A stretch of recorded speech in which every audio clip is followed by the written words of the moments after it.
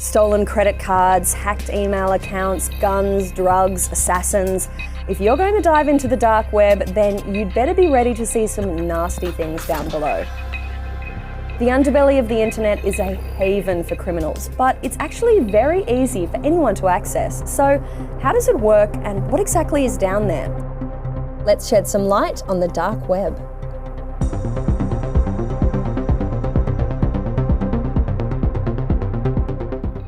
Before we visit the murky depths, let's explore the web you know. And for that, we've come to the Sydney Aquarium, because the internet is kind of like the ocean.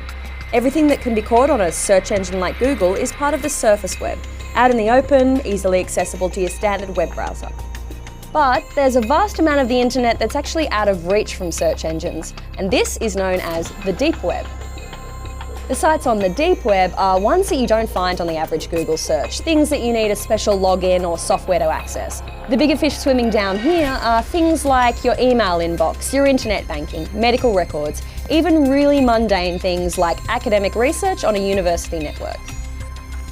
But go a little deeper into the deep web and you will find the dark web.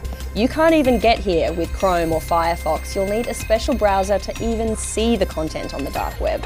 The most popular browser is Tor. It's a free download and it's designed to shield the identity of its users. The sites lurking down here don't even end in .com. They end in .onion and they can only be accessed through special browsers like Tor. Be warned, if you go exploring down here, you'd better watch where you step. It's not illegal to use Tor, but start clicking around and you'll quickly find marketplaces like the now shuttered Silk Road that sell really illegal stuff, and some of it can be pretty darn disturbing. The payment of choice? Cryptocurrencies like Bitcoin, which are incredibly difficult to track.